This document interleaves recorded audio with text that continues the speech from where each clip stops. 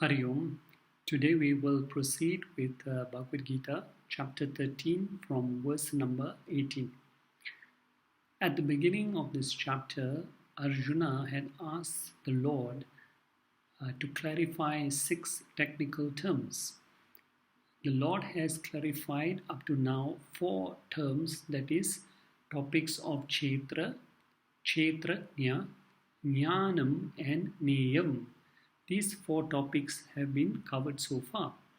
So in verse number 18, the Lord summarizes the discussion so far. He says, Iti, in this way, that means from verses up to verse number 17, Samasataha, briefly, Uktam has been spoken of. So the Lord says, up to now, I have briefly given you the explanation of what he says. Number 1, Kshetram, and as we understood, Kshetram means the field or the entire world of objects or matter. So Kshetram refers to the inert world of matter. And the Lord says, Jnanam, I have also spoken of, by giving the set of virtues which are required in a spiritual seeker. The more of these virtues a spiritual seeker has, it means the mind is more conducive to receive and absorb self-knowledge. This also Krishna has explained. Then Krishna says, I have also explained about Neyam. Neyam means the knowable, which is the goal of every spiritual seeker. Neyam basically means Brahman, to know Brahman, to be one with Brahman. So although Krishna only mentions 3 topics in this verse, he has actually covered 4 topics. The 4th topic that Krishna does not mention is Kshetrajna, knower of the field, as Kshetrajna is the same as Neyam. The knower of the field, Kshetrajna, means consciousness, which is Neyam, which is the goal called Brahman to be known by every spiritual seeker. So the Lord says here, what is the benefit of knowing these 4 aspects? The Lord says, Mad Bhakta, my devotee. So the devotee who, who knows this, who knows about these 4 aspects, the Lord says, Etad, endowed with this knowledge of the 4 topics covered by the Lord, Vijnaya, with discrimination. So contemplation on these 4 topics will lead a person to understand the differences between these 4 components. And then the Lord says, what is the difference with such a kind of knowledge? So if you recall here, the Lord says, such a devotee, Mad Bhavaya, will come to know, will come to experience, or Upapadyate, becomes qualified to know Mad Bhavaya, my nature. So with the knowledge given to us, what is the difference between matter, what is the difference between consciousness, and what are the qualities we need to imbibe in order to understand this knowledge, the Lord says once we put all this into practice, we will come to know about the Lord's highest nature, that is Satchit Ananda. So that is a very important reason for us to know this knowledge, and therefore it is only through this spiritual knowledge will we eventually attain moksha. So this the Lord is summarized in chapter 13, verse number 18.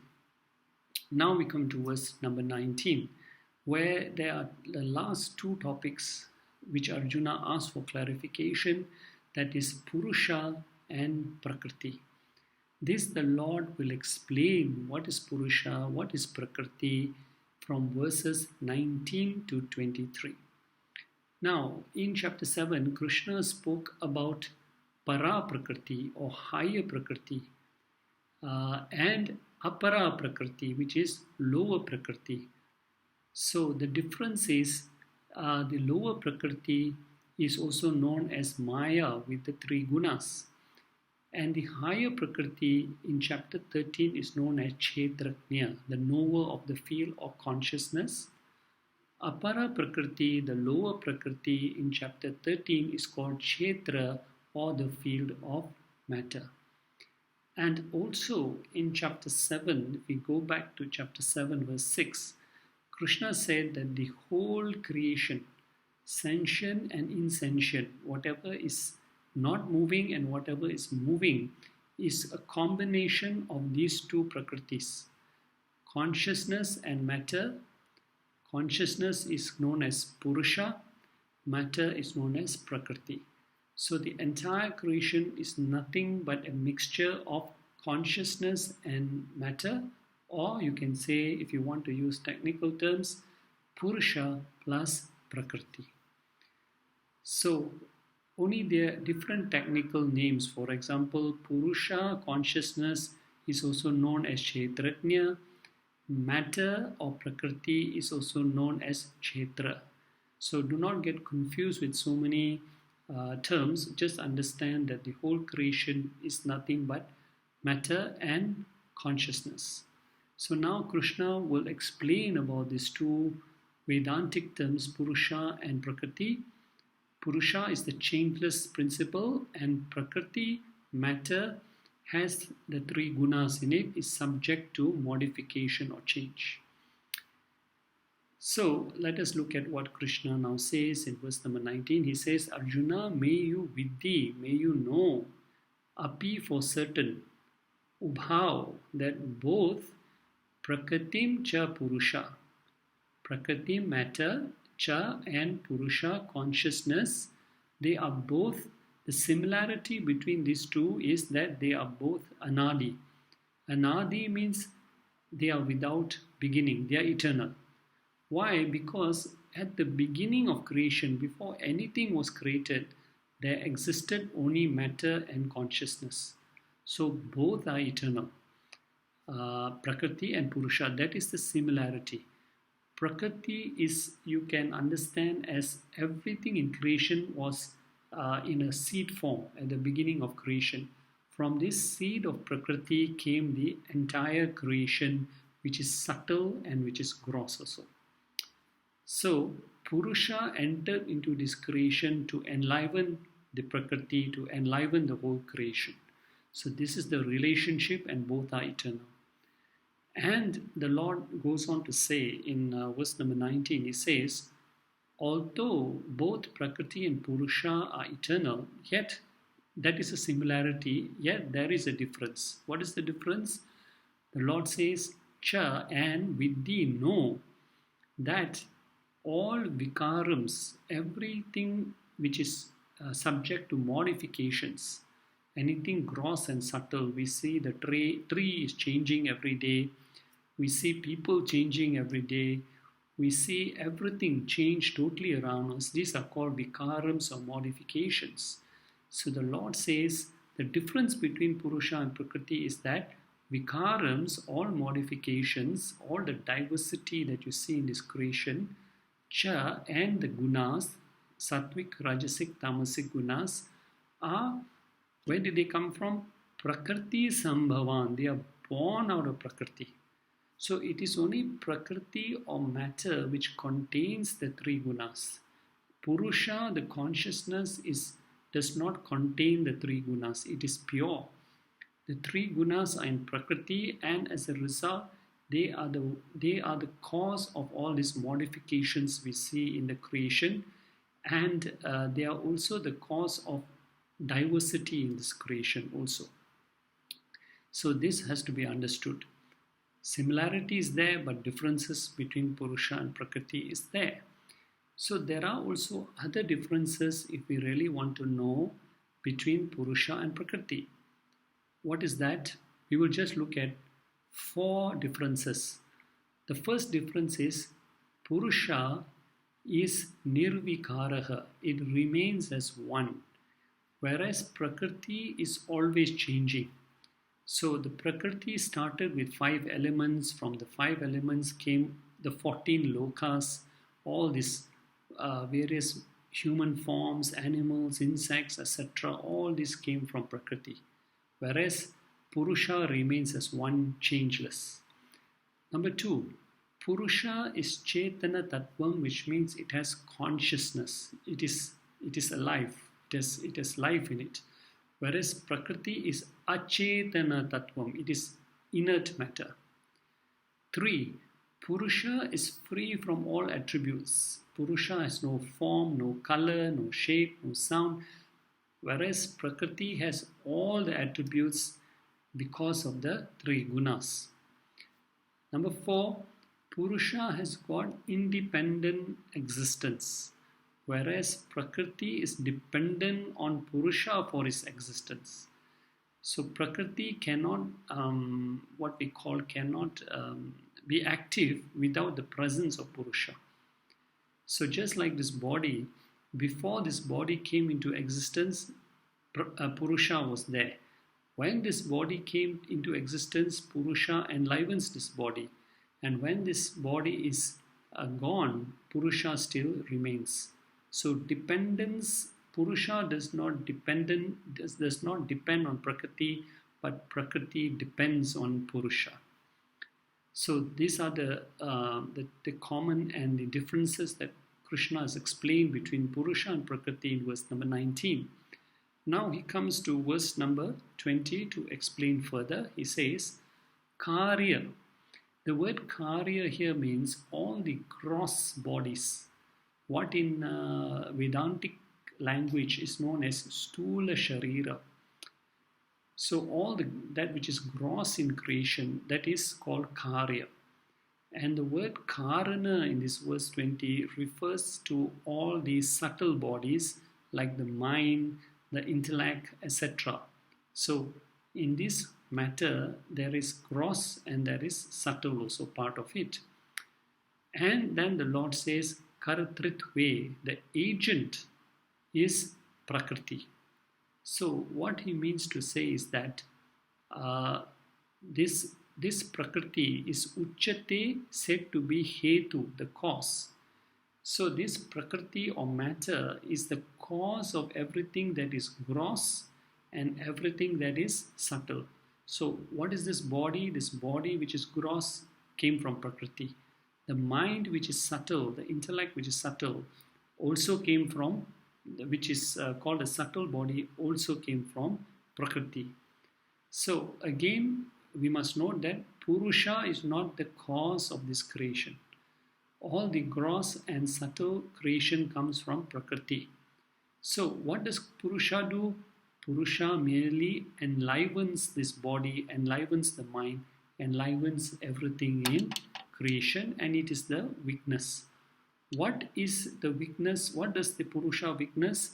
The Lord explains in this verse, Sukha, happiness, Dukkha, sorrow, meaning when the human being goes through all kinds of Sukha, Dukkha experiences, goes through happiness, goes through pain, goes through pleasure, goes through suffering, the experiencing factor, Bhoktritve, the experience, the reason that one can experience all this is because of what? Is because of this Purusha. But we must understand that it is Purusha allows the mind to experience all kinds of emotions. Purusha enlivens the body to experience all kinds of feelings or sensations. But Purusha does not get affected. So if the mind is happy, Purusha enlivens the mind to experience happiness. But Purusha does not get carried away by the happy experience. The mind is sad, Purusha enlivens the mind to experience it. But Purusha is not affected by the sorrow of the mind. So this we must very clearly understand, that in the production of the gross and the subtle, the raw material comes from Prakriti, but to experience all the different emotions and changes, Purusha is required to enliven the mind to experience, to enliven the body to experience. But Purusha does not get affected by this changes. So we come to verse number 21 now. In verse number 21, the Lord says, now in the previous verse, Purusha was mentioned as the enlivening experience. In this verse, it will be explained that although Purusha enlivens Prakriti to experience joy, sorrow, etc., Purusha does not get affected. It remains unattached. It remains a sakshi or witness to all the transactions of life. So who gets affected? Prakriti gets attached to all experiences, and a result of this attachment, what happens? Let us see in verse 21. The Lord says, Prakriti, meaning here you can take an example of the body, mind, etc. Okay, which encloses this Purusha. The Purusha is the consciousness in the body. The Lord says, Prakriti bhunte. Okay, Prakriti, which is the what we call the body, example, and the mind. Bhunte experiences. Okay, so the Prakriti experiences because of the Purusha. It is mentioned here. Purusha seated in this body allows the Prakriti to experience. Okay. So bhunte here, the word experience means experience does not mean it does anything, because the Purusha allows, it is a weakness. It does not cause the mind to think. But what is already the nature of the mind? If the mind is rajasic, it will have selfish desires. But in order to experience those selfish desires, it is Purusha that enlivens the mind to experience these selfish desires. So here the Lord says, Purusha, which is seated in Prakriti, experiences the gunas born of Prakriti. So experience again does not mean what we call, does not mean that it gets affected, but it allows the body and the mind to experience all this. Okay, so the sakshi or witness, that is Purusha, witnesses all the qualities of the gunas, and it is the gunas that cause the differences, which the Lord says here, Prakriti Jan. Prakriti Jan means these gunas are born out of Prakriti. So the sakshi, the witness, is aware of the changes but is not affected. So who gets affected? It is our body that gets affected. It is our mind that gets affected. And why is that? Because of the wrong identification. When we say, I am this body, idam shariram, then we get affected by everything that is happening. So because of this, the Lord says, Guna Sangaha. Guna Sangaha means we get attached to the three gunas. In chapter 14, the Lord had already explained how the gunas bind us, how the gunas bind this body and the mind to experience all the different changes. So we experience happiness, we experience sorrow, we experience all the changes of the body and all the various experiences. So Guna Sangha is the Karanam. The word Karanam here means the cause for all our suffering.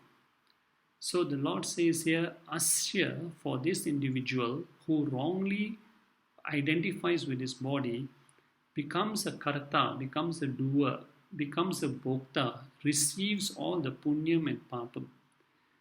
So because of that, he takes janmashu, birth, where? Yoni, in wombs.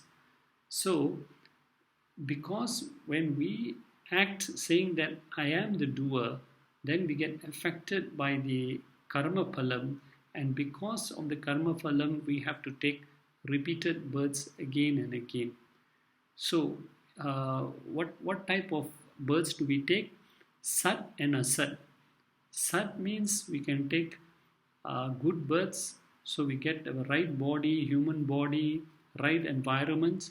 Or asat means we get a wrong type of birth, we get a lot of suffering in the new birth, a lot of problems are there, etc. So this identification with the action is the cause of our rebirths, and because of that we have to keep on coming back again and again. So what is the what is the path to moksha? The path to moksha is to stop our identification with this body and change our direction and identify ourselves as the higher consciousness. Aham Atma Asmi, Aham Dev, Aham Brahma Asmi. And there is a beautiful allegory given in the Mundaka Upanishads by explaining this, which is called the allegory of the two birds. So in this Mundaka Upanishad, it says on the one tree there are two birds which are sitting. So one is eating the fruits on the tree. It tastes the fruit. So sometimes the fruit is sweet, it enjoys. Sometimes the fruit is bitter, it suffers. The other bird is that which does not eat, but it is looking only upwards only. It does not get entangled. So the tree represents his body. The bird that is eating the fruit represents the false ego that identifies with his body and gets entangled with every transaction of life. The other bird represents the Atma bird, which looks to God. It does not get attached or entangled in this body. So just like that, we have a choice to be the bird that hops from tree to tree, fruit to fruit, and enjoys this, says, I am the doer, so enjoys happiness and enjoys sorrow, or we can identify as the Atma bird and consider ourselves as the higher consciousness. So this is a beautiful allegory that is given in the Mundaka Upanishad. Now we come to verse 22. So here in verse 22, the Lord explains that he says, what is in verse 22 now? He explains, or he gives the description of what is this Purusha. So what is this Purusha? He says the Purusha is Upadrashta. Upadrashta means it is the witness. It is observing all the experiences of the body, but it is not affected. So Drashta means witness. Upa means close. It is very close to us. It is this Atma in the body which is experiencing.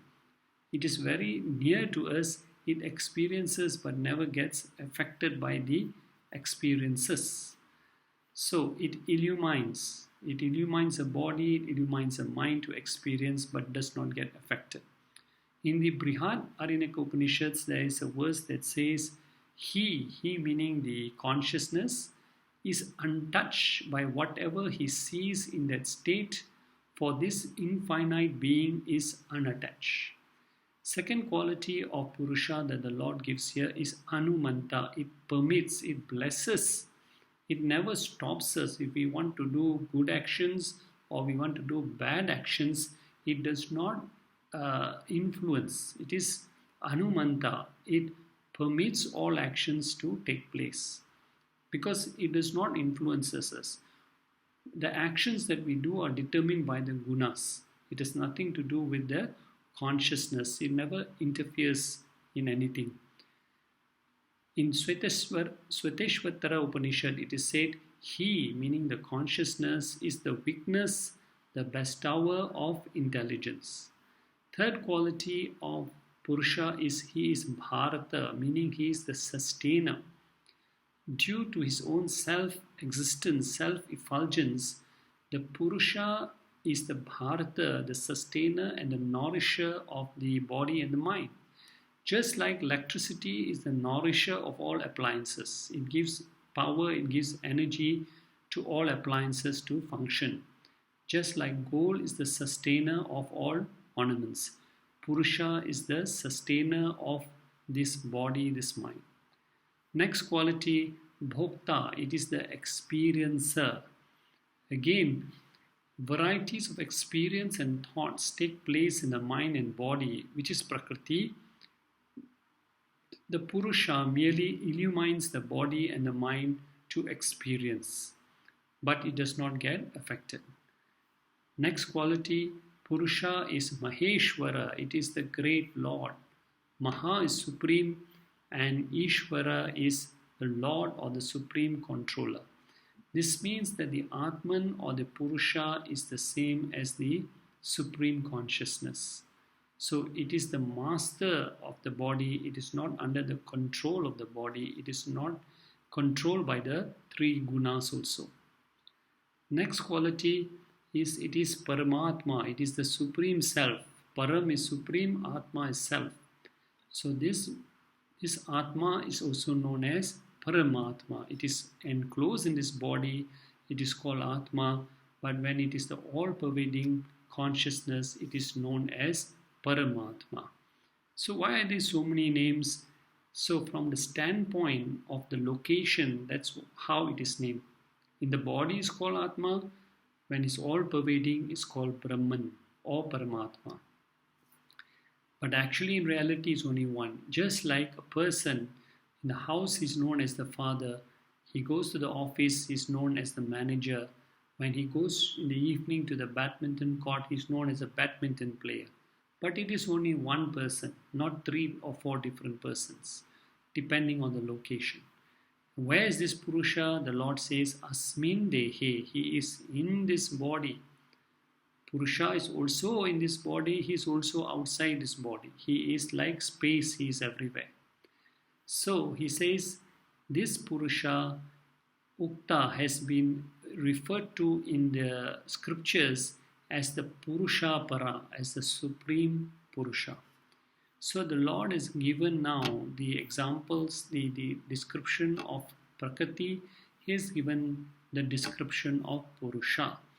And now in verse number 23, he goes on to explain why is it important for a spiritual seeker to know this difference between Purusha and Prakriti.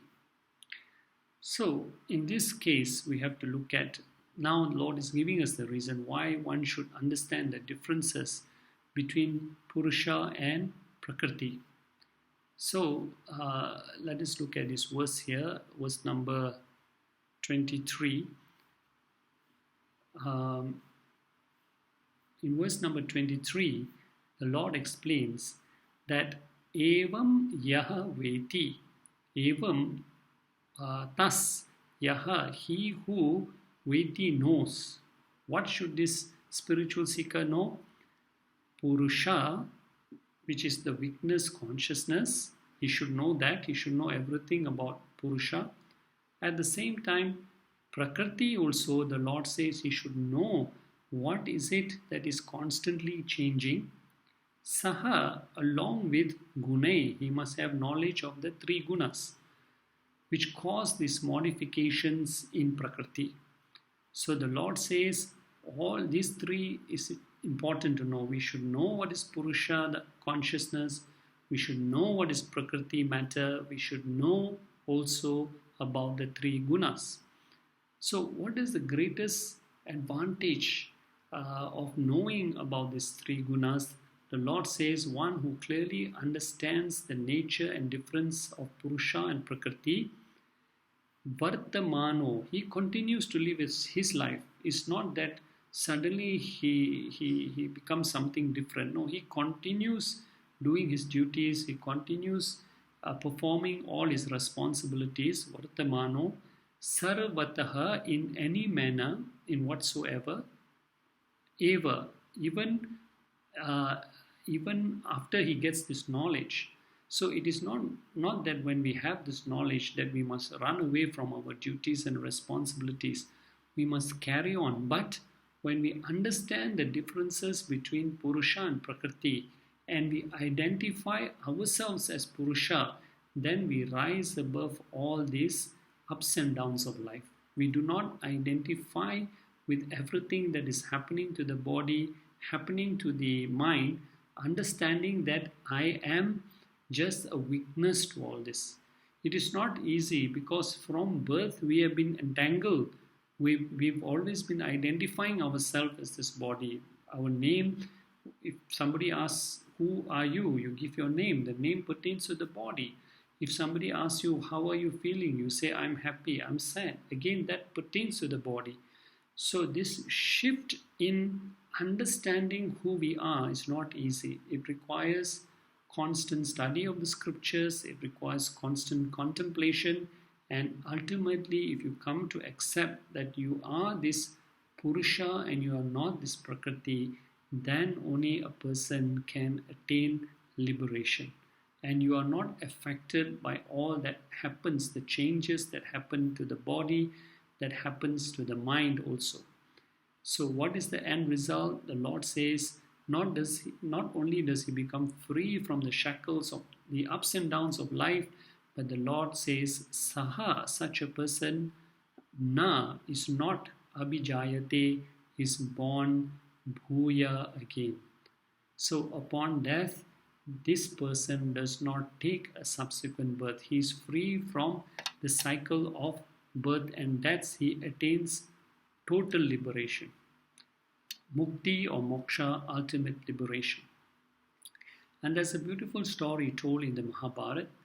So one day it seems sage Vyasa was standing on the banks of the Yamuna river. He couldn't cross over to the other side as the tide was very strong, and the boatmen refused to take him across the river. So while he was waiting, some gopis came and they also wanted to return to the other side of the river, return to their homes to be with their families, but the boatmen refused to take them because of the turbulent waters. So the gopis went to Vedvyasa and they pleaded to him. They said, please do something for us. Our families are waiting for us. They would be worried if we don't reach back by tonight. So Vedvyasa said, look, right now I'm very hungry. First give me something to eat. Let me satisfy my hunger, then I will help you. So the gopis gave Vyasa whatever they were carrying with them. They had some milk, they had some curds, and they gave him everything, and he took from all of them and he finished everything they had. So then they told him, now that you've eaten, can you please help us? So Vyasa went to the banks of the Yamuna river and he said, O Mother Yamuna, if I have not eaten anything today, may you part your waters and let us cross safely. So he's saying that, he's saying to Mother Yamuna, if I have not eaten anything today, may you part your waters and let us cross safely. And the gopis were shocked. They said, how can sage Vyasa say he has not eaten anything? He has finished every bit of food we've given him. But astonishingly, the waters of the Yamuna parted and Vyasa and the gopis were able to cross safely. Because sage Vyasa was a highly realized soul, he never considered or identified with his temporary mortal body, but looked upon himself as the immortal soul. So when he said, I have not eaten anything today, it means not his body, but him, I meaning that higher consciousness. So that is something we should all, of course, strive to attain, and it requires us to go through thoroughly the path of Jnana Yoga. So with this, we will end with verse 23 and we will resume with verse number 24, chapter 13 in the next recording. Hari Om Tat Sat.